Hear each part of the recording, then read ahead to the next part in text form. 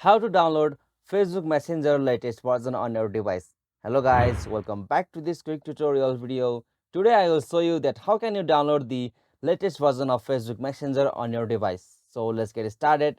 On this process, firstly you'll have to open your Google Play Store or App Store on your device. So simply you have to open anyone from there. So I'm opening the Google Play Store.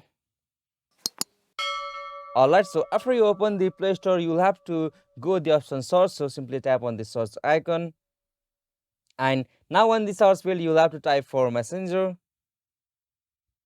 Okay, so after you type Messenger in the search field, you'll have to go with the app Messenger. So simply you have to tap on it. And now from here on this interface, if you are getting the options like update instead of this open, you'll have to tap on that update options, and from there your Facebook Messenger will update to its latest version, and from there you can enjoy the latest feature of Facebook Messenger app. So this is the method to download and install the latest version of Facebook Messenger app on your device. Hope this video was helpful to you, and please don't forget to subscribe our YouTube channel for more quick and short tutorial like this. Thank you for watching this video. Have a nice day.